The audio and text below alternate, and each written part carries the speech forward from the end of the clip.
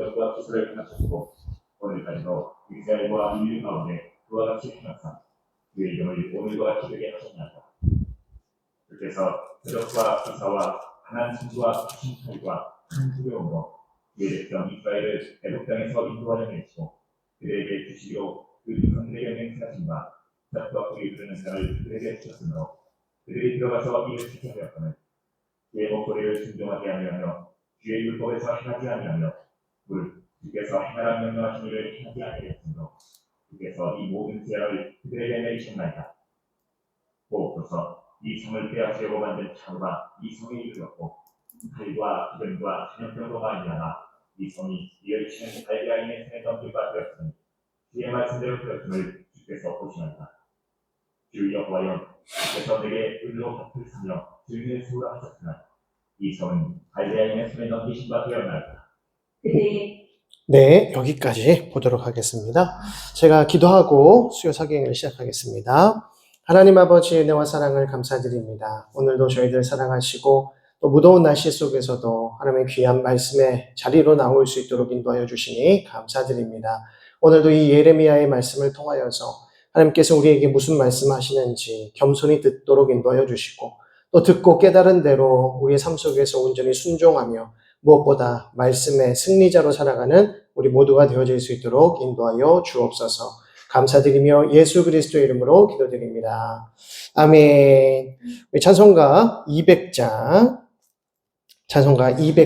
함께 찬양하겠습니다. 달고 묘한 그 말씀, 생명의 말씀은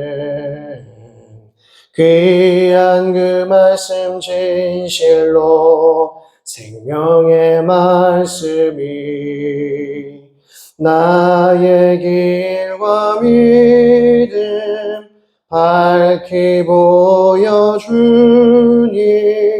아름답고 귀한 말씀 생명샘이로다. 아름답고 귀한 말씀 생명샘이로다. 귀한 주님의 말씀은 내 노래 되도다. 모든 사람을 살리는 생명의 말씀을 값도 없이 받아 생명길을 가니 아름답고 귀한 말씀 생명샘이로다. 아름답고 귀한 말씀 생명샘이로다. 널리 울리어 퍼지는 생명의 말씀을 마음의 용서와 평안을 골고루 주나니 다만 예수 말씀 듣고 복을 받네. 아름답고 귀한 말씀 생명샘이로다. 아름답고 귀한 말씀 생명샘이로다. 아멘. 우리 하나님의 말씀 예레미야 33장 말씀 보겠습니다. 예레미야 33장 1절에서 3절까지의 말씀. 우리 잘 아는 말씀입니다. 예레미야 33장 1절에서 3절까지의 말씀을 우리 한 절씩 교독하였습니다. 예레미야가 아직 시위대 뜰에 갇혀 있을 때에 여호와의 말씀이 그에게 두 번째로 임하니라. 이르시되 이르시되 여호와 그것을 만들어 삼추하시는 여호와 그 이름을 여호와 하느니가 이와 같이 이르시되 함께 봅니다. 너는 내게 부르짖으라. 내가 내게 응답하겠고 내가 알지 못하는 크고 은밀한 일을 내게 보이리라. 아멘. 예, 우리 지난 시간까지 예레미야 30장 30장까지의 내용을 보다가 31장 넘어가면서 저희가 마무리를 지었습니다. 30장에서부터 33장까지의 내용은 위로의 책이라고 해서 하나님께서 내 백성 이스라엘과 유다 백성들을 어떻게 하라? 위로하라 라고 하는 말씀입니다. 그러면 남유다와 이스라엘 백성들이 이제 곧 바벨론에게 멸망당할 텐데, 이제 멸망당할 것이 이제 코앞으로 다가왔는데, 이러한 이스라엘 백성들에게 참된 위로가 무엇이겠습니까? 이들에게 진정한 위로의 메시지, 그것은 바로 너희들이 곧 회복되리라는 것입니다. 다시 돌아오리라 라고 하는 것이죠. 그러면 이스라엘 백성들이 바벨론 포로로 끌려갔다가 70년 동안 그곳에서 포로 생활을 하다가 다시 약속의 땅 예루살렘, 유다 땅으로 돌아오게 될 텐데, 그러면 이 유다 땅으로 하나님께서 돌이키시는 이유가 무엇입니까? 70년간의 포로 기간을 통해서 그 고난의 때, 환난의 때를 통해서 자기의 성전이 무너지고 자기의 조국을 잃어버린 그러한 상황 속에서 하나님께서 이 이스라엘 백성들에게 어떤 위로를 주시는가? 그것은 하나님께서 이스라엘 백성들과 맺으신 그 언약을 다시 상기시키고 기억하셔서 그 언약을 반드시 이루시겠다라는 것입니다.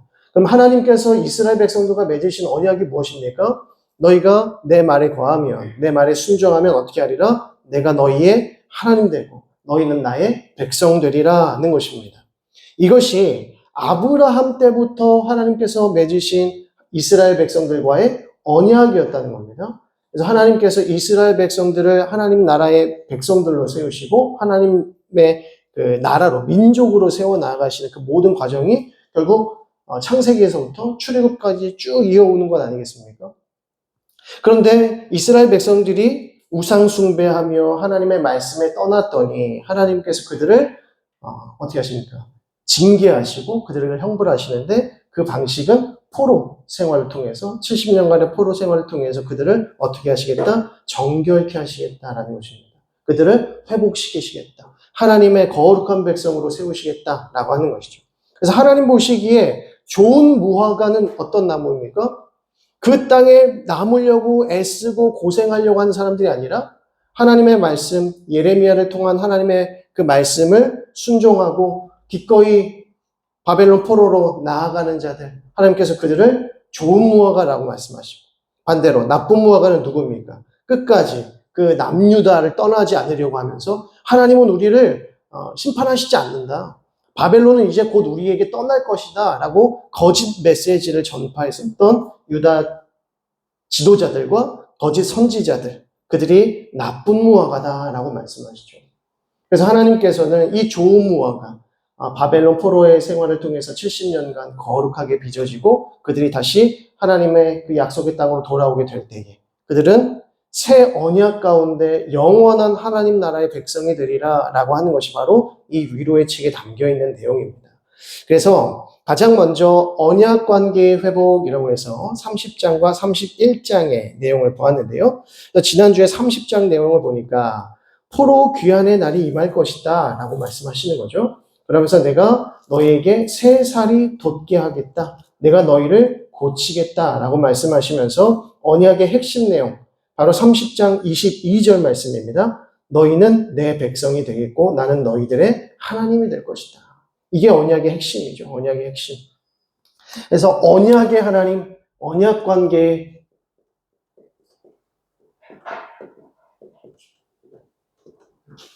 하나님께서 이 언약을 이루시겠다라고 하는 것이 바로 이 위로의 책의 핵심 내용이다라고 하는 것입니다. 그래서 우리가 지난주에 읽었지만 다시 한번 좀 읽어봤으면 좋겠는데요. 예레미야 31장 31절에서 33절까지 말씀 강의 안에 나와 있죠. 우리 같이 읽어보겠습니다. 시작. 여호와의 말씀이니라. 보라 날이 이르리니 내가 이스라엘 집과 유다 집에 새 언약을 맺으리라. 이 언약은 내가 그들의 조상들의 손을 잡고 애굽 땅에서 인도하여 맺은 것과 같이 아니할 것은 내가 그들의 남편이 되었어도 그들이 내 언약을 깨뜨렸음이라. 여호와의 말씀이니라. 그러나 그날 후에 내가 이스라엘 집과 맺을 언약은 이러하니 곧 내가 나의 법을 그들의 속에 두며 그들의 마음에 기록하여 나는 그들의 하나님이 되고 그들은 내 백성이 될 것이라 여호와의 말씀이니라 라고 합니다. 그래서 31장에서는 어떤 내용이 등장합니까? 새 언약에 관한 내용. 내가 새 언약을 맺을 것인데 누구와 새 언약을 맺으십니까? 포로에서 귀환한 하나님의 백성들, 70년간 포로 생활을 하다가 다시 약속의 땅으로 넘어온 자들, 그들과 하나님께서는 새 언약을 맺으시리라 이렇게 약속합니다. 새 언약을 맺으시겠다는 것은 새 백성들과 이 새로운 언약을 통해서 하나님 나라를 다시 재건하시겠다라고 하는 약속이 되는 것이죠. 그래서 여기에서 31장의 내용의 핵심 중에 가장 중요한 부분은 무엇이냐면 새 언약을 주시는데 이 새 언약은 율법으로 말미암는 것이 아니라 그 새 언약의 법을 어디에 두십니까? 그들의 마음속에 두신다라는 것입니다. 그들의 마음에 두신다. 이것이 핵심 내용이 되는 것이죠. 그래서 31장 1절을 다시 한번 보시면 31장 1절에 여호와의 말씀이니라 그때에 내가 이스라엘 모든 종족의 하나님이 되고 그들은 내 백성이 되리라. 다시 한번 내가 너희의 언약의 하나님이다라는 것을 강조하시죠. 나는 언약을 잊지 않았다는 것입니다. 하나님은 언약을 잊지 않으십니다. 하나님께서는 아브라함에게 횃불 언약을 통해서 그 고기들이 쪼개진 그 길로 걷지 못하게 하셨어요. 그리고 누가만 그 사이길을 걸으셨습니까? 하나님께서만 그 횃불, 하나님의 그 횃불만이 그 길을 걸었습니다. 왜 그랬을까요? 아브라함과 이스라엘 백성들은 그 언약을 지킬 수 없다는 것입니다. 만약에 그들이 함께, 아브라함이 함께 여호와의 횃불과 그 쪼개진 고기 사이로 지나갔다면 아브라함은 얼마 가지 않아서 쪼개졌을 것이고 이스라엘 백성들은 하나님의 백성이 될 수 없었을 것입니다. 하나님께서는 그 꼭 쪼개진 고기 사이로 혼자 걸어가셨는데 그 이유는 하나님께서 그 언약의 주관자가 되시고 성취자가 되시기 때문입니다. 하나님만이 하나님의 백성들과 맺으신 언약을 지키실 수 있다는 뜻이에요. 그게 이제 3절과 4절에 나타나는데 3절 보겠습니다. 옛적에 여호와께서 나에게 나타나사 내가 영원한 사랑으로 너를 사랑하기에 인자함으로 너를 이끌었다 하노라. 처녀 이스라엘아 내가 다시 너를 세우리니 내가 세움을 입을 것이요 내가 다시 소고를 들고 즐거워하는 자들과 함께 춤추며 나오리라. 하나님께서 이스라엘 백성들을 포로 생활에서 돌이키실 때에는 어떻게 하십니까? 영원한 사랑으로 영원한 인자하심으로 그들을 회복시키시겠다. 영원한 춤, 영원한 즐거움을 주시겠다라고는 약속이죠. 여기서 3절에 영원한 사랑으로 인자함으로 이 단어가 뭡니까? 헤세드입니다. 헤세드. 헤세드가 무엇인가? 언약을 이루시는 하나님의 사랑입니다. 언약은 하나님께서 하나님의 백성들을 사랑하셨기 때문에 이루어진 겁니다. 그런데 원래 이 언약을 하나님의 백성들인 이스라엘 백성들도 이 언약을 지켜야 되는 것이죠. 하나님 사랑과 이웃 사랑의 계명이 율법의 핵심 아닙니까? 하나님 사랑하고 이웃 사랑해야 하는데 그 사랑은 어떤 사랑이어야 하느냐? 헤세드 사랑이어야 합니다.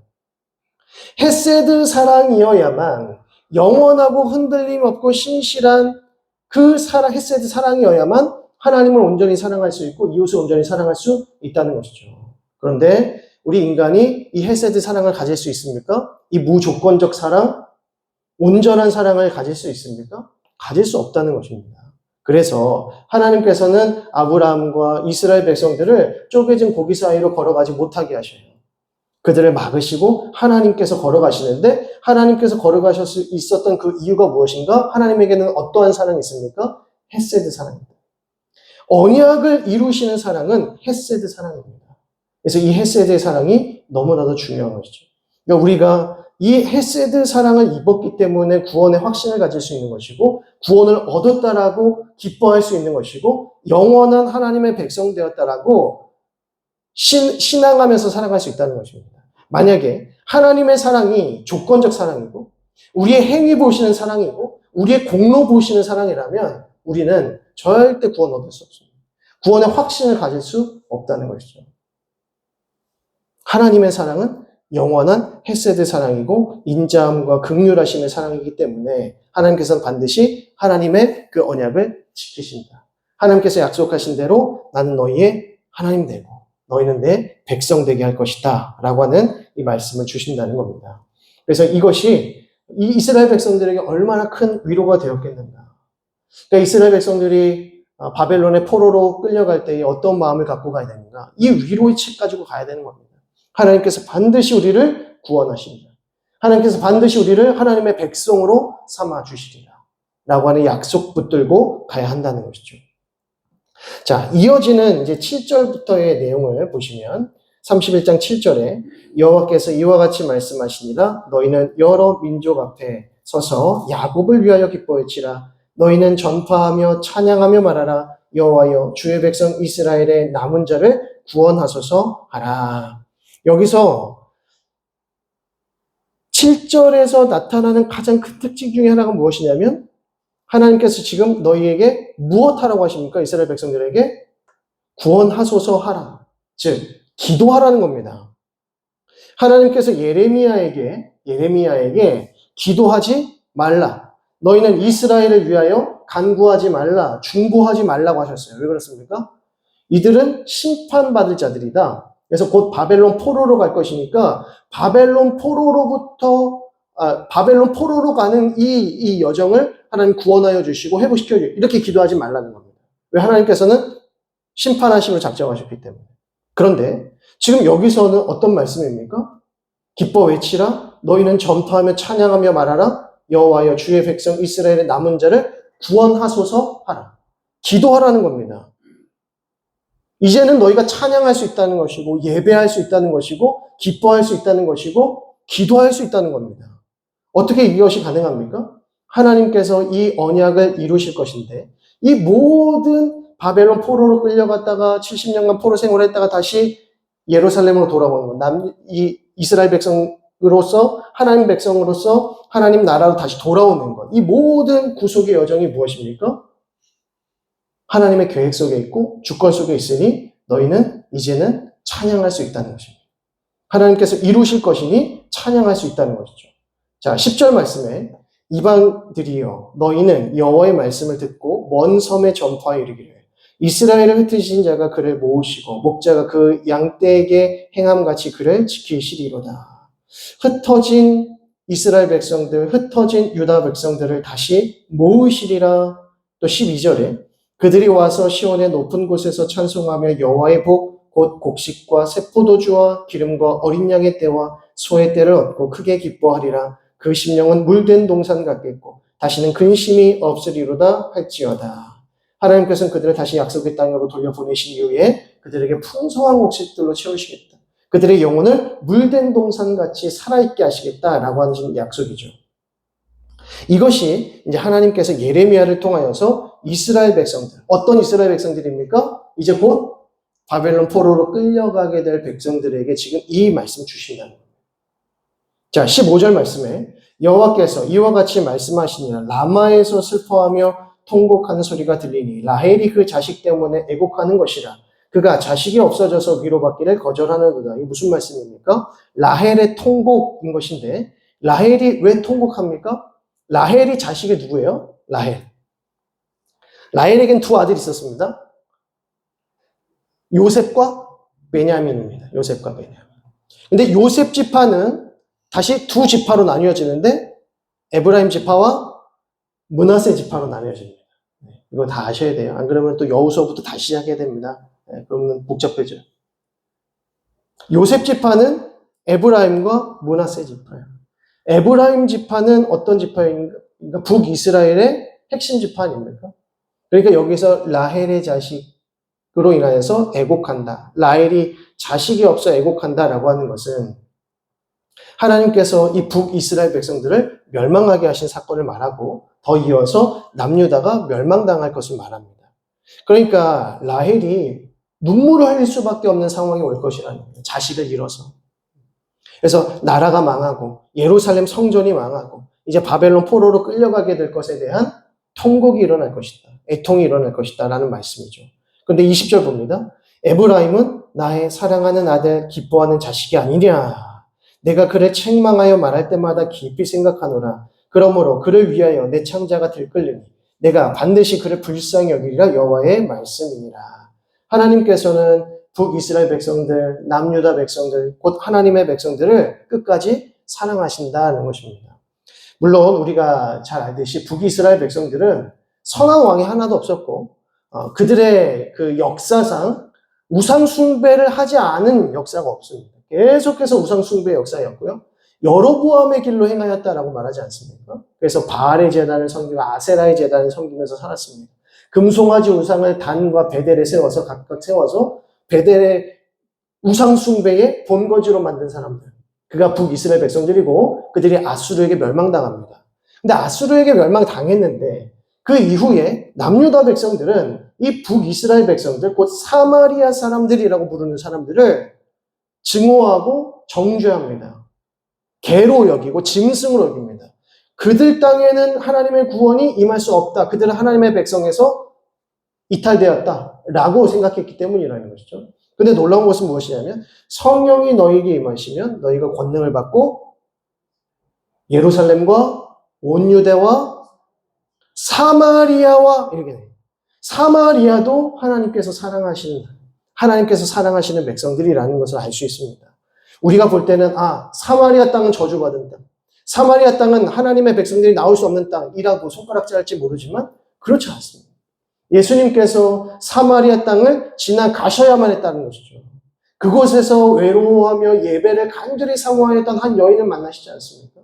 그러면서 예배를 가르치시고 네가 언제 어떻게 예배할 수 있는지 그 사실을 말씀하십니다.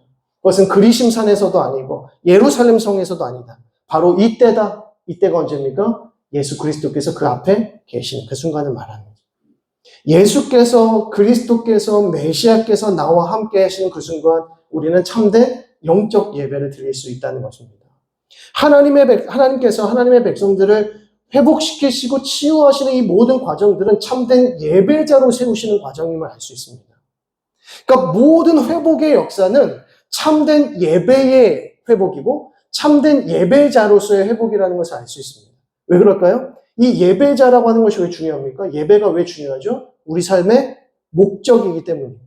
우리 인생의 목적. 하나님께서 저와 여러분들을 창조하신 그 목적이 무엇이죠? 하나님을 참되게 예배하는 거죠. 하나님을 영화롭게 하고 하나님을 즐거워하는 그것이 예배인 것이죠. 그러니까 하나님께서 우리를 참된 예배자로 회복시키시고 하나님의 백성으로 회복시키시는 것은 우리의 드리는 예배를 통해서 우리가 하나님 만나고 예수 그리스도를 영접하는 일들이 일어나게 된다는 것이죠. 근데 이 모든 언약의 이 성취를 누가 하신다? 하나님이 하신다. 하나님의 그 헤세드 사랑을 하신다. 하나님께서 자기의 사람들을 사랑하시되 끝까지 사랑하십니다. 이게 하나님께서 계명을 이루시는 방식이고 하나님의 새로운 율법, 새로운 언약을 이루시는 방식이다라는 것입니다. 자, 그래서 31장 31절을 보시면 새 언약에 대한 매우 중요한 내용이 등장하죠. 새 언약에 관한 내용. 아까 읽었었는데요. 여호와의 말씀이니라 보라 날이 이르리니 내가 이스라엘 집과 유다 집에 새 언약을 맺으리라. 날이 이르리니라고 말씀하세요. 날이 이르리니. 이 날이 언제일까요?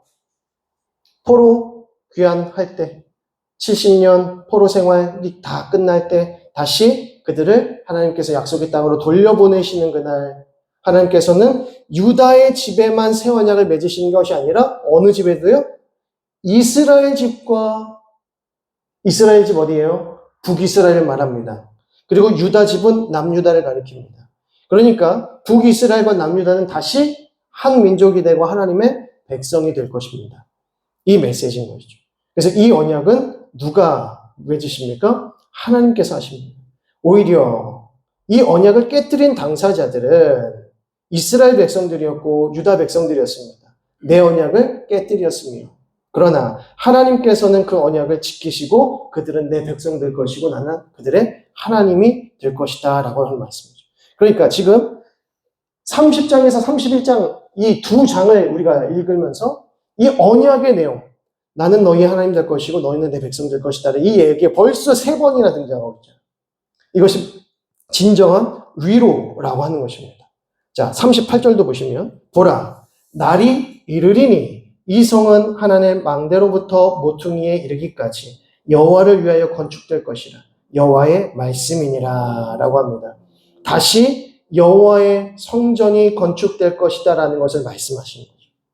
지금은 다 무너졌지만 하나님께서는 다시 하나님의 성전을 친히 지으실 것이다 라고 하는 말씀입니다. 자, 이어서 이제 32장의 내용을 보시게 되면 기업 회복의 증표에 대해서 말씀하시는데, 자, 32장 1절입니다. 유다의 시드기야 왕 10째 해, 곧 느부갓네살 18째 해에 여호와의 말씀이 예레미야에게 임하니라. 그때에 바벨론 군대는 예루살렘을 에워싸있고 선지자 예레미야는 유다의 왕의 궁중에 있는 시위대 뜰에 갇혀 있었다라고 말합니다. 지금 예레미야가 시위대 뜰에 갇혀 있다라고 합니다. 그러니까 곧 시드기야와 함께 그 궁전 안에 붙잡혀 있는 것이죠.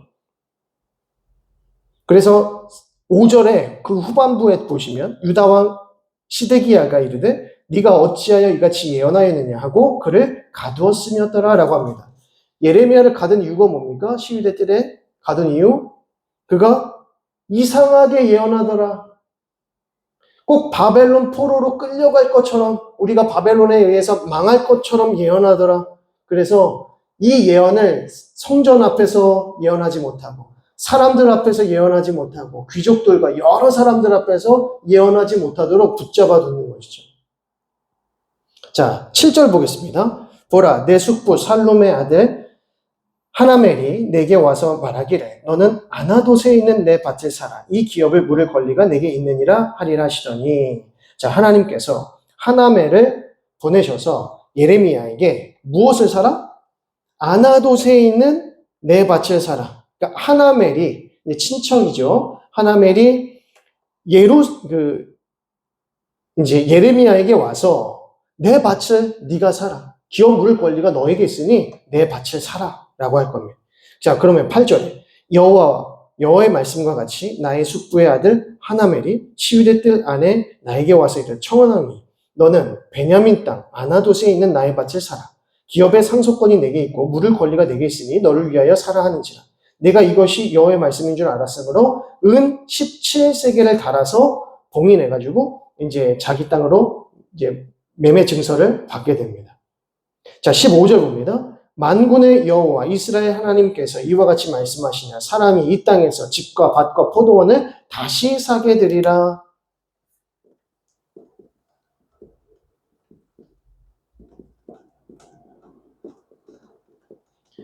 하나님께서 이거 왜 사라고 하신 겁니까? 다시 돌아오리라. 그래서 이 땅을 다시 매매하게 될 것이고 여기서 집과 밭과 포도원을 다시 사는 일이 일어날 것이다. 이것을 예레미야에게 직접적으로 말씀해 주시는 겁니다. 자, 그런데 예레미야가 이 매매 증서 다 받고 아나돗에 있는 땅을 다 사서 산 후에 이제 기도하는 겁니다. 뭐라고 기도하는가? 16절을 보시면 내가 매매 증서를 네리야의 아들 바룩에게 넘겨준 뒤에 여호와께 기도하여 이르되 17절 슬프도소이다. 땅을 샀는데 슬퍼합니다. 네, 원래 땅 사면은 좋아해야 되고, 네, 땅 사면은 원래 이웃집 사돈이 땅을 사면은 배가 아파서 이렇게 해야 되는데 오히려 땅을 샀는데 슬프도소이다 이렇게 말합니다. 왜 그렇죠? 이제 곧 멸망당할 것인데 바벨론 포로로 끌려갈 것인데 이 매매 증서가 무슨 의미가 있겠습니까? 지금 이제 망하게 될 것인데. 자, 23절 봅니다.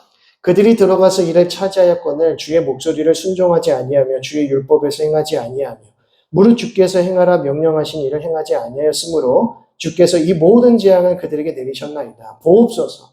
이 성을 빼앗으려고 만든 참호가 이 성에 이르렀고 칼과 기근과 전염병으로 말미암아 이 성이 이를 치는 갈대인의 손에 넘긴 바 되었으니 주의 말씀대로 되었으니 주께서 보시나이다. 주 여호와여 주께서 내게 은으로 밭을 사며 증인을 세우라 하셨으나 이 성은 갈대인의 손에 넘기신 바 되었나이다. 왜 슬픈지 아시겠죠? 이 땅 괜히 산 거 아닙니까? 지금 멸망당하게 생겼는데. 그래서 지금 이 32장 초반부를 보시면 1절을 보시면 유다의 시드기야 왕 10째 해 곧 느부갓네살 18째 해에 여호와의 말씀이 임하였다. 이렇게 말씀하시지 않습니까? 그러니까 느부갓네살이 이미 이스라엘 남유다 이 성읍을 예루살렘 성을 포위하고 있을 때입니다. 포위해서 그 예루살렘 성 안에는 이미 전염병이 시작되기도 했고 기근이 발생하기 시작했다는 것이죠. 그러한 가운데서 땅을 산다는 게 이게 웬 말입니까? 자, 그럼 28절. 그러므로 여호와께서 이와 같이 말씀하시니 보라 내가 이 성을 갈대아인의 손과 바벨론의 느부갓네살 왕의 손에 넘길 것인즉 그가 차지할 것이라. 30절에 이는 이스라엘 자손과 유다 자손이 예로부터 내 눈앞에 악을 행하였을 뿐 아니라 이스라엘 자손은 그의 손으로 만든 것을 가지고 나를 경노하게 한 것뿐이니라. 여호와의 말씀이니라.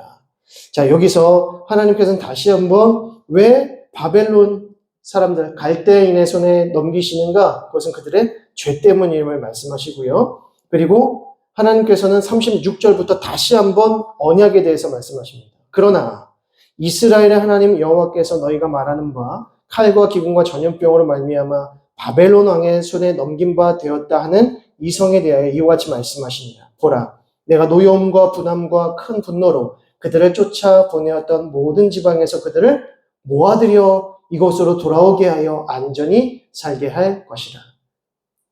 38절 다시 한번 별표 치셔야겠죠? 그들은 내 백성이 되겠고 나는 그들의 하나님이 될 것이니. 지금 30장에서 32장까지 4번에 걸쳐서 지금 언약의 요약이 나옵니다. 39절 내가 그들에게 한 마음과 한 길을 주어 자기들과 자기 후손의 복을 위하여 항상 나를 경외하게 하고 내가 그들에게 복을 주기 위하여 그들을 떠나지 아니하리라 하는 영원한 언약을 그들에게 세우고 나를 경외함을 그들의 마음에 두어 나를 떠나지 않게 하고 내가 기쁨으로 그들에게 복을 주되 분명히 나의 마음과 정성을 다하여 그들을 이 땅에 심으리라. 하나님께서는 다시 한번 영원한 언약에 대해서 약속하시면서 그들의 마음 가운데 새로운 마음을 주셔서 이 언약이 영원한 언약 되게 하시겠다 이렇게 약속하시죠. 여기서 새 마음, 영원한 이 언약을 이루게 하는 그 새 마음은 무엇입니까? 성령으로 말미암은 새로운 마음이라는 거죠. 그러니까 성령이 우리 가운데 부어질 때에 성령을 통해서 우리 마음이 새롭게 되어지고 우리의 속사람이 새로워지며 우리는 새 사람이 되어진다는 것입니다. 이 새 사람은 영원히 하나님의 이 언약 가운데 살게 될 것이고 이 생명의 삶 가운데 살게 되리라는 말씀이죠. 그러니까 이제 선지서에서 새로운 언약, 새로운 마음, 새 영 이렇게 등장하면 누구를 가리킨다? 성령을 의미한다라는 것입니다. 그래서 어떻게 보면 예수 그리스도께서 이 땅에 오셔서 십자가 지시고 죽으시고 부활하셔서 승천하신 그 이유가 무엇이죠? 보혜사 성령을 주시기 위함입니다.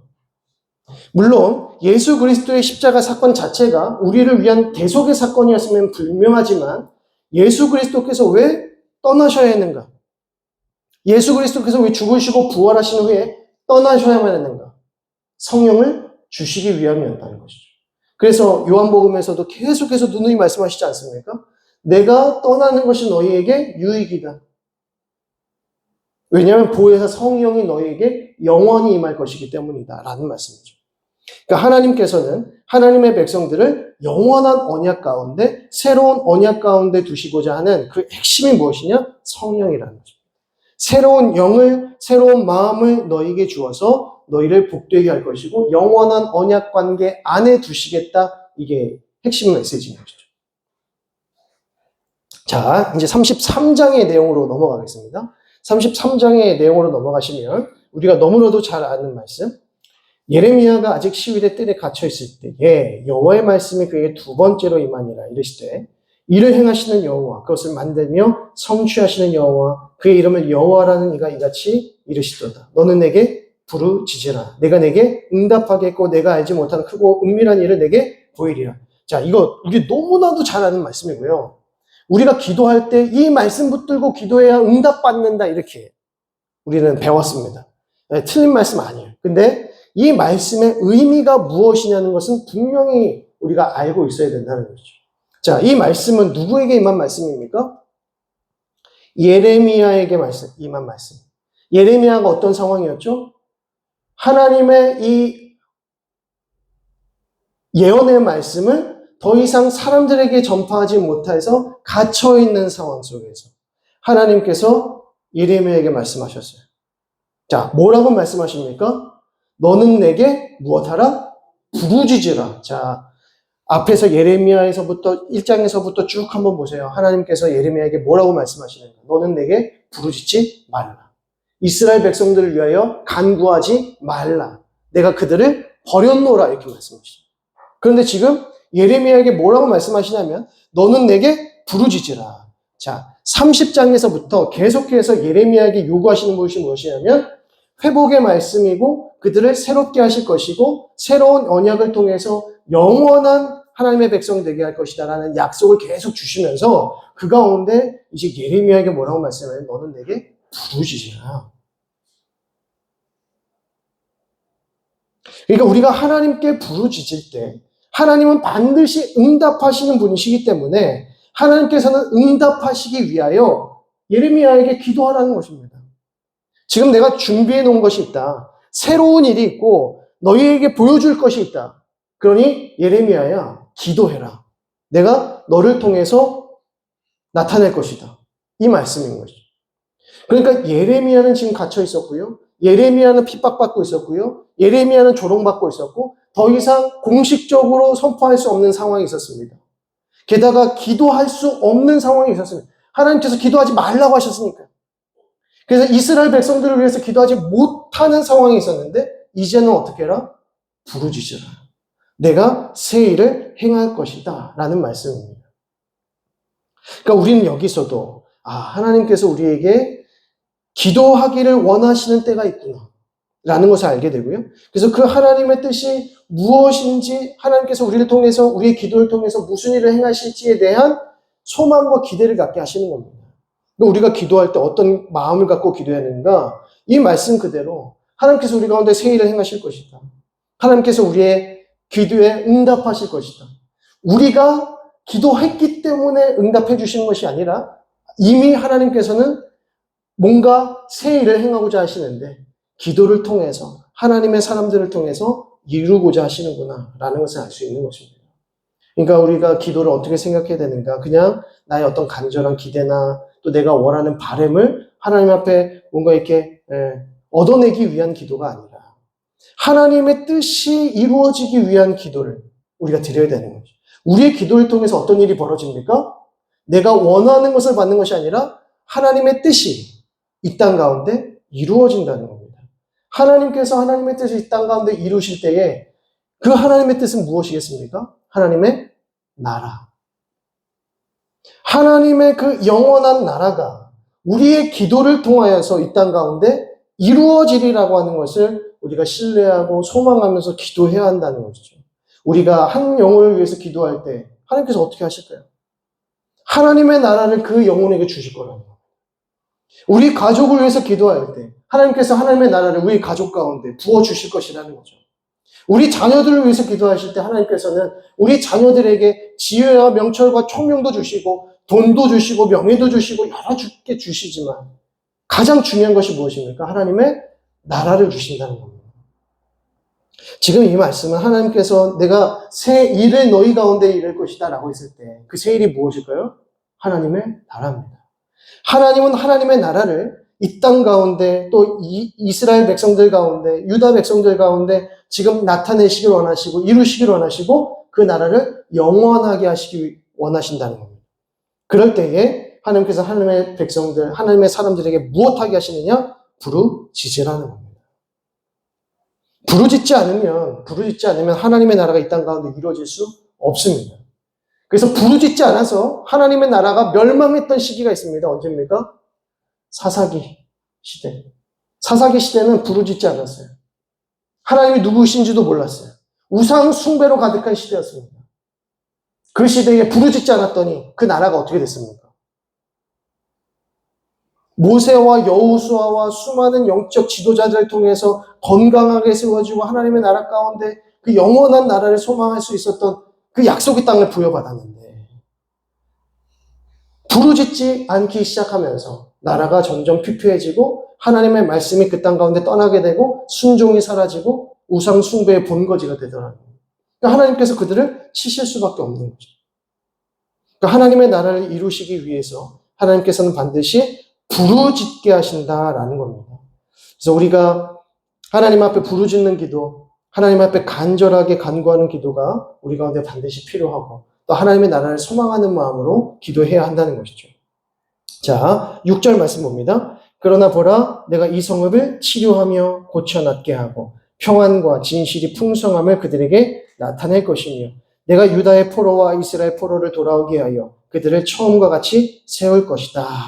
그리고 8절에 내가 그들은 내게 범한 그 모든 죄악에서 정하게 하며 그들이 내게 범하며 행한 모든 죄악을 사할 것이다. 이 성읍이 세계 열방 앞에서 나의 기쁜 이름이 될 것이며 찬송과 영광이 될 것이요 그들은 내가 이 백성에게 베푼 모든 복을 들을 것이요 내가 이 성읍에 베푼 모든 복과 모든 평안으로 말미암아 두려워하며 떨리라. 하나님은 하나님의 나라의 백성들을 통하여서 모든 열방을 흔드시겠다. 모든 민족들 가운데 하나님의 영광을 드러내시겠다고 말씀하십니다. 그러니까 하나님께서는 하나님의 복음, 예수 그리스도의 복음이 그저 예루살렘을 위한 이스라엘 백성들을 위한 복음이 아니라 온 세계 열방 가운데 드러내시기를 원하시는 복음이었다는 겁니다. 하나님은 이미 이때에도 모든 열방 가운데 전파될 그 복음을 통해서 하나님의 나라가 이루어질 것을 말씀하시는 거죠. 이것이 하나님께서 이 땅 가운데 이루고자 하셨던 새 일이었다는 겁니다. 이 새 일이 이루어지지 않았더라면 저와 여러분들은 복음을 받지 못했을 겁니다. 120년 전에, 130년 전에 이 땅 가운데 선교사님들이 오셨어요. 150년 전이죠. 이 땅 가운데 조선 땅에, 미개한 땅에 선교사님들이 오셨습니다. 선교사님들이 목숨 걸고 예수님 전하고 목숨 걸고 십자가 전하셨어요. 그래서 일제강점기 지나고 6.25 지나면서 우리가 그 힘든 시기를 지내오면서 이 교회의 신앙이 점점점 어떻게 됩니까? 더 견고해지라는 겁니다. 수많은 고통과 환난과 고난 속에서 이 교회가 무너지는 것이 아니라 오히려 더 신실한 그리스도인들과 기독교인들이 드러나기 시작합니다. 선교사들이 떠난 그 자리에 하나님께서는 귀한 우리 민족의 리더, 영적 리더들을 세우시더라는 거죠. 어떻게 일제강점기 속에서 기독교인들이 살아날 수 있습니까? 어떻게 6.25 전쟁에 공산당으로 인하여서 부산만 딱 남았던 시기에 어떻게 기독교인들이 살아남을 수 있었냐는 거죠. 하나님께서 우리 가운데 새 일을 행하셨기 때문입니다. 그래서 지금까지 우리가 그 은혜와 혜택을 보고 있는 것이고 그 새 일은 하나님께서 우리를 통해서 또 열방 가운데로 또 여러 선교지 가운데로 흘려보내실 거라는 거죠. 자, 15절 보겠습니다. 33장 15절. 그날 그때에 내가 다윗에게 한 공의로운 가지가 나게 하라니 그가 이 땅에 정의와 공의를 실행할 것이라.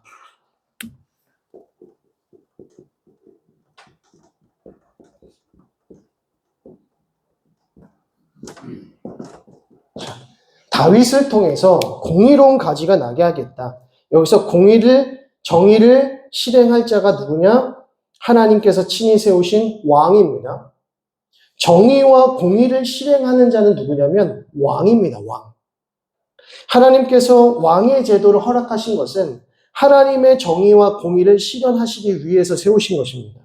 그런데 이 공의로운 가지가 누구냐? 다윗 왕조를 통해서 일어나게 될 것인데 누굽니까? 예수 그리스도. 16절에 그날에 유다가 구원을 받겠고 예루살렘이 안전히 살 것이며 이 성은 여호와는 우리의 의라고 하는 이름을 얻으리라. 여호와께서 이와 같이 말씀하시니라. 이스라엘 집에 왕위에 앉을 사람이 다윗에게 영원히 끊어지지 아니할 것이며 메시아 예언이 계속해서 나타나고 있는 겁니다. 예수님께서 새 언약을 통해서 하나님 나라를 영원히 공고히 세우실 것인데 그 중심에 누가 계시다? 다윗의 공의로운 가지, 곧 예수 그리스도를 통해서 그 일을 이루실 길을. 자, 25절 말씀입니다. 여호와께서 이와 같이 말씀하시니라. 내가 주야와 맺은 언약이 없다든지 천지의 법칙을 내가 정하지 아니하였다면 야곱과 내 종 다윗의 자손을 버리고 다시는 다윗의 자손 중에서 아브라함과 이삭과 야곱의 자손을 다스릴 자를 택하지 아니하리라. 내가 그 포로된 자를 돌아오게 하고 그를 불쌍히 여기리라. 자, 25절과 26절 무슨 말이냐면 하나님께서는 이 천지를 지으실 때에 하나님께서 원하시는 그 질서대로 세우셨습니다. 그리고 그 질서와 법칙은 지금까지도 유지되고 있다는 것이죠. 마찬가지로 하나님께서 하나님의 언약을 맺으실 때에는 하나님의 질서대로, 하나님의 그 원칙대로, 하나님의 원리대로 정하시고 그것은 지금까지 이루어졌던 것처럼 앞으로도 영원하게 이루어지리라는 것입니다. 하나님께서 지금 예루살렘을 다시 회복시키실 것이다. 이스라엘을 회복시키실 것이다. 하나님의 나라를 회복시키실 것이다. 약속하고 계시니 그것은 변치 않고 이루어질 것이다 라는 말씀이죠.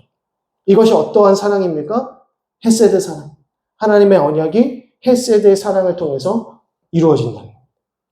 자, 이제 34장으로 넘어가시면 이제 34장에서부터 45장까지는 유다의 최후의 내용입니다. 그러니까 실제로 유다가 어떻게 멸망당하는가에 관한 내용이 34장에서부터 등장을 하게 되는데요. 자, 34장 1절을 보시면 바벨론의 느부갓네살 왕과 그의 모든 군대와 그의 통치하에 있는 땅의 모든 나라와 모든 백성이 예루살렘과 그 모든 성읍을 칠 때에 말씀이 여호와께로부터 예레미야에게 임하여 이르시되, 자, 바벨론의 느부갓네살 왕과 그의 모든 군대와 그의 통치 가운데 있는 여러 족속과 민족들이 이제 어디를 칩니까? 예루살렘과 그 모든 성읍을 칠 때에 이제 34장은 본격적으로 예루살렘이 어떻게 무너지는지 유다 민족이 어떻게 멸망당하는지를 보여주는 장면이 되는 것이죠. 그때 하나님께서 예레미야에게 이제 말씀하시는 겁니다. 자, 그때 이제 9절 말씀 보겠습니다. 34장 9절 말씀. 그 계약은 사람마다 각기 히브리 남녀 노비를 놓아 자유롭게 하고 그의 동족 유다인을 종으로 삼지 못하게 한 것이라. 이 계약에 가담한 고관들과 모든 백성이 각기 노비를 자유롭게 하고 다시는 종을 삼지 말라 함을 듣고 순복하여 놓았더니 후에 그들의 뜻이 변하여 자유를 주었던 노비를 끌어다가 복종시켜 다시 노비로 삼았더라 라고 합니다.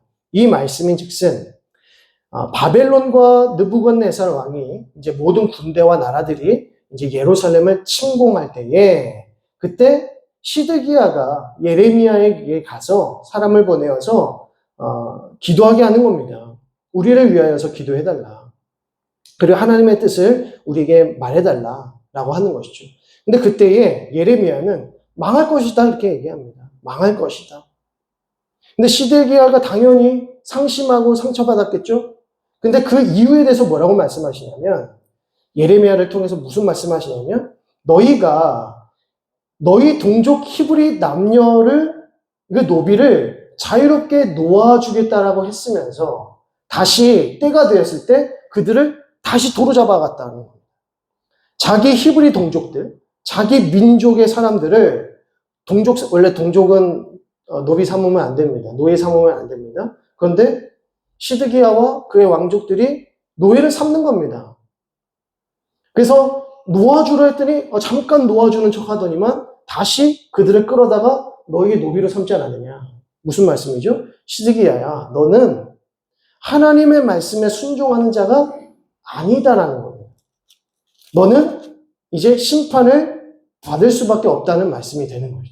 자, 16절 말씀에 너희가 돌이켜 내 이름을 더럽히고 각기 놓아 그들의 마음대로 자유롭게 하였던 노비를 끌어다가 다시 너희에게 복종시켜 너희의 노비로 삼았도다.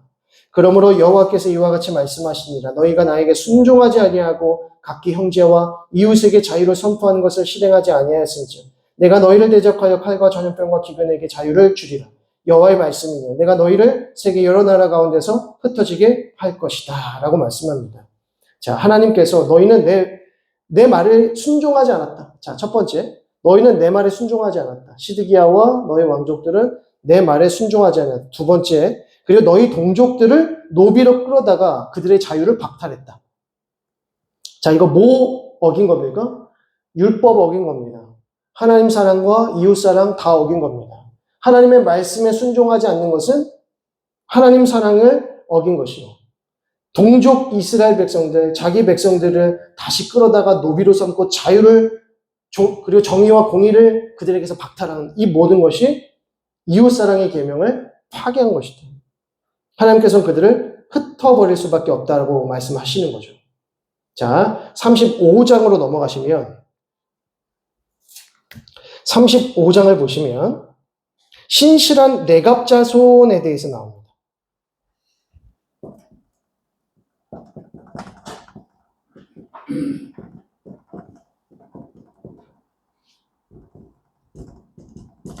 여기서는 신실한 레갑 자손들. 당연히 35장과 34장은 대조되는 내용이겠죠. 시드기야는 왕으로서 하나님 말씀에 불순종했지만 레갑 자손들은 하나님 말씀에 순종하는 모습을 보입니다. 근데 그 순종하는 내용이 무엇인가 보시면 2절 보겠습니다. 35장 2절. 너는 레갑 사람들의 집에 가서 그들에게 말하고 그들을 여호와의 집에 한 방으로 데려다가 포도주를 마시게 하라 하시니라. 6절 보시면 6절. 그들이 이르되 우리는 포도주를 마시지 아니하겠노라. 레갑의 아들 우리 선조 요나답이 우리에게 명령하여 이르기를 너희와 너희 자손은 영원히 포도주를 마시지 말며 너희가 집도 짓지 말며 파종도 하지 말며 포도원을 소유하지도 말고 너희는 평생 동안 장막에 살아라. 그리하면 너희가 머물러 사는 땅에서 너희 생명이 길리라 하였으므로 어떻게 합니까? 8절 평생 동안 포도주를 마시지 아니하며 살 집도 짓지 아니하며 포도원이나 밭이나 종자도 가지지 아니하였다. 다 하나님께서 말씀하신 그대로 선조 요나답이 명령한 대로 다 지켜 행하였노라 이렇게 말합니다. 남유다 말기 시드기야 왕마저도 자기가 약속한 것을 이행하지 않는 시대, 하나님의 말씀을 완전히 불순종하며 어기고 있는 시대 속에서 레갑 사람들은 포도주를 마시지 말라, 너희를 위해서 살지 말라라고 하는 이 사소한 명령들에 대하여 선조들이 내려온 그 명령을 그대로 지키고 있더라는 것입니다. 이러한 백성들이 있더라는 것이죠. 그러니 이 시드기야를 중심으로 한 이스라엘 백성들은 어떻게 되겠습니까? 심판을 피할 수가 없다는 것이죠. 자, 16절 봅니다. 레갑의 아들 요나답의 자손은 그의 선조가 그들에게 명령한 그 명령을 지켜 행하나 이 백성은 내게 순종하지 아니하도다. 레갑 사람들은 순종하는데 나머지 백성들은 순종하지 않더라. 그래서 19절 말씀에 그러므로 만군의 여호와 이스라엘의 하나님께서 이와 같이 말씀하시냐 레갑의 아들 요나답에게서 내 앞에 설 사람이 영원히 끊어지지 아니하리라 하시니라. 그래서 하나님께서는 레갑 자손을 어떻게 하십니까? 축복하십니다. 이 축복의 이 말씀 뭐냐면 그의 백성들이 다 누구 앞에 설 것이다? 하나님 앞에 설 것이다. 영원한 하나님의 백성이 될 것이다. 하나님께서는 영원한 구원과 영생의 약속을 주시는 거죠. 자, 그러면서 이제 36장으로 넘어가시게 되면 36장으로 넘어가게 되면 이제 예레미야에게 말씀을 두루마리 책에 기록하라라고 말씀하십니다. 그래서 2절 보시면 너는 두루마리 책을 가져다가 내가 내게 말하던 날, 곧 요시야의 날부터 오늘까지 이스라엘과 유다와 모든 나라에 대하여 내가 내게 알려준 모든 말을 거기에 기록하라. 이게 이제 예레미야의 말씀입니다. 유다 가문이 내가 그들에게 내리려 한 모든 재난을 듣고 각기 악한 길에서 돌이키리니 그리하면 내가 그 악과 죄를 용서하리라 하시니라. 이 말씀을 기록하여서 이 말씀을 본 자들이 그 악한 길에서 돌이키면 내가 어떻게 하리라? 반드시 용서하리라. 이 말씀대로 지켜서 행하면 반드시 용서하리라 이렇게 말씀합니다. 근데 4절에 이에 예레미야가 내려야 될 바룩을 부르매 서기관입니다. 바룩이 예레미야가 불러주는 대로 여호와께서 그에게 이르신 모든 말씀을 두루마리책에 기록했습니다. 자, 그리고 6절에 너는 들어가서 내가 말한 대로 두루마리에 기록한 여호와의 말씀을 금식일에 여호와의 성전에 있는 백성의 귀에 낭독하고 유다 모든 성읍에서 온 자들의 귀에도 낭독하라. 그래서 8절 말씀 보시면 모든 말씀을 낭독했다라고 말하고요. 그리고 9절 마지막 부분에는 금식까지 선포합니다. 하나님의 말씀이 선포되어지고 그 말씀 앞에 겸비하라는 말씀이죠. 자, 그런데 13절 보겠습니다. 13절. 미가야가 바룩이 백성의 귀에 책을 낭독할 때 들은 모든 말을 그들에게 전하매 라고 합니다. 누구에게 전했습니까? 모든 고관들에게 전했습니다. 지도자들에게 전했습니다. 그 내용들을 쭉 전했다. 그죠? 그리고 20절부터 보면 왕에게도 그 두루마리를 전달하고 그 두루마리를 낭독합니다. 자, 근데 23절 보겠습니다. 여후디가 서너 쪽을 낭독하면 왕이 칼로 그것을 연하여 베어 화로 불에 던져서 두루마리를 모두 태웠더라. 이제 시드기야 왕 앞에 화로불이 있었습니다. 그 화로불이 있었는데 그 화로불에다가 그 낭독한 내용을 다 태우는 겁니다. 여호야김 왕이 그 두루마리를 모두 태웁니다. 24절. 왕과 그의 신하들이 이 모든 말을 듣고도 두려워하거나 자기들의 옷을 찢지 아니하였다는 것입니다.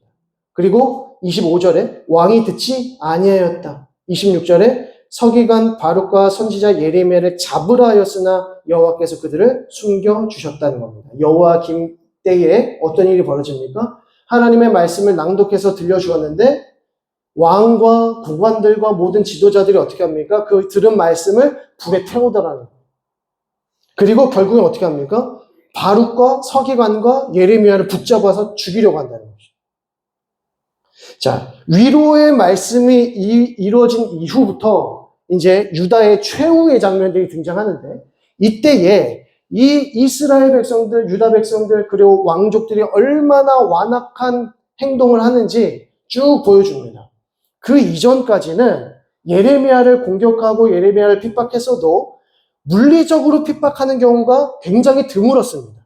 그런데 이 34장에서부터는 예레미야를 굉장히 물리적으로 핍박하고 박해하는 장면들이 계속 등장해요. 그리고 너무나도 실제적으로 하나님의 말씀을 거절하고 배역하고 불순종합니다. 그래서 28절, 너는 다시 다른 두루마리를 가지고 유다의 여호야김 왕이 불사른 첫 두루마리의 모든 말을 기록해. 다시 바룩에게 새로운 두루마리를 가져다가 기록하라는 거죠. 똑같은 말씀을 다시 기록하라는 거죠. 마치 모세가 처음 십계명을 받았다가 금송아지 우상을 섬기는 자들을 바라보면서 그걸 깨뜨렸다가 다시 하나님 앞에 십계명을 가지고 내려온 장면입니다.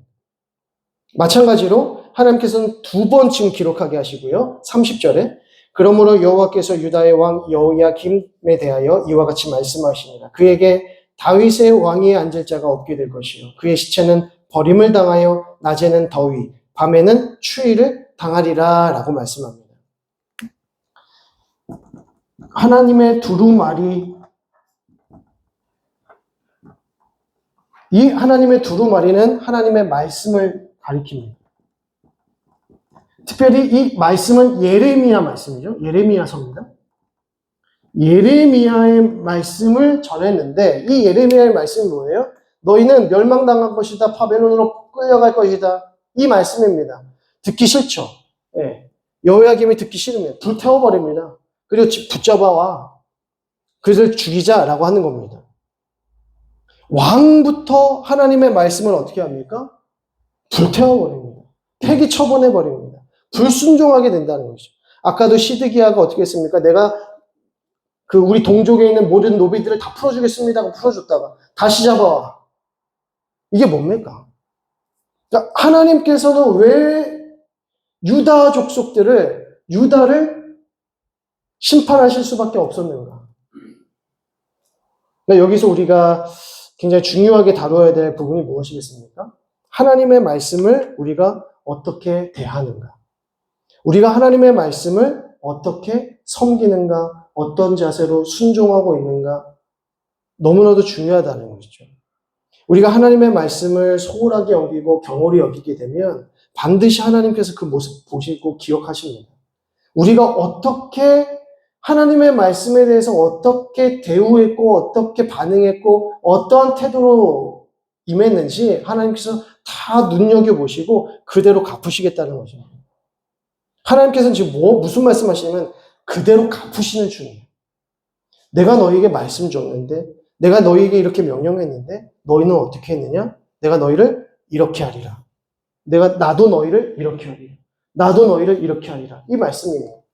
그러니까 하나님께서 예레미야를 사람들이 어떻게 대우하는가, 두루마리를 어떻게 대우하는가, 들려진 말씀, 선포된 말씀을 어떻게 순종하며 살아가는가. 이게 너무나도 중요한 그리스도인들의 자세고요. 하나님의 백성들은 하나님의 말씀을 하나님 자신으로 받았고 그 말씀에 순종하며 살아가야 된다는 것입니다. 이 시대에 우리 한국교회 안에서 매우 안타까운 일들 중에 하나는 무엇이냐면 하나님의 말씀을 우리가 얼마나 경홀하게 생각하는가, 너무나도 소홀하게 생각하는가. 왜냐면 너무 많잖아요. 하나님의 말씀이 너무 많이 들려지고 많은 설교들이 있고 많은 책들이 있고 성경 번역서만 해도 수십 개가 되지 않습니까?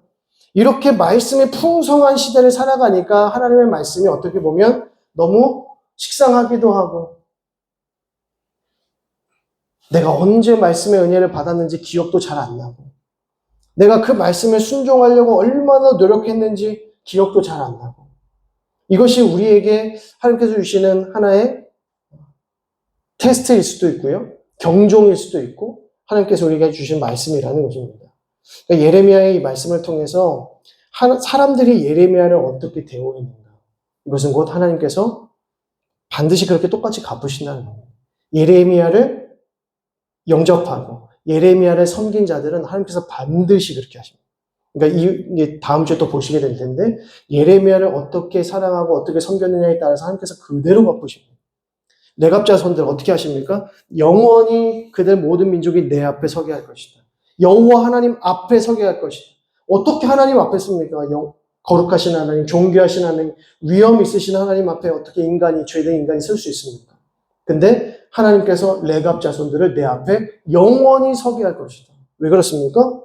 대대손손 주신 그 하나님의 말씀을 순종하며 살아요. 좋은 방에다 데려다 놓고 맛있는 포도주 좀 줘, 쟤네들. 그래서 맛있게 좋은 방에다가 이렇게 했는데 이 사람들 뭡니까? 불편한 거예요. 이거 너무 우리의 이가에 안 맞고 너무 좋은 데에서 너무 극상품 포도주를 받았어요. 안 맞아. 왜 그렇습니까? 평생 그렇게 살아온 거죠. 그러니까 그 테스트에도 전혀 넘어감이 없이 우리의 선조들이 이렇게 우리에게 말씀하셨습니다. 그래서 그 말씀대로 우리는 순종합니다. 라고 했던 게 레갑자손들의 신실함이었다는 거죠. 그러니까 어떻게 보면 정말 하나님 앞에 심판받을 수밖에 없는 완악한 인생들 가운데 마치 보석과 같이 다이아몬드 원석과 같이 빛나고 있다는 것이죠. 자, 우리도 이런 말씀 기억하면서 하나님 말씀 앞에 더 겸손하게 겸비한 마음으로 나아갈 수 있기를 바랍니다. 기도하겠습니다. 하나님 아버지의 은혜와 사랑을 감사드립니다. 하나님께서 우리에게 주신 이 말씀 붙들고 하나님의 말씀을 우리 인생의 가장 중요한 것으로 여기고 나의 생명보다 더 귀한 것으로 여길 수 있도록 인도하여 주옵소서. 하나님께 인정받는 인생, 하나님께서 기뻐하시는 인생, 하나님께서 축복하시는 인생 될 수 있도록 인도하여 주시고 하나님께서 우리에게 말씀하실 때마다 겸손하게 겸비한 마음으로 그 말씀에 순종하며 하나님의 영원한 언약 안에 살아가는 우리 모든 성도들 다 되게 하여 주옵소서. 믿고 감사드리며 예수 그리스도의 이름으로 기도드립니다.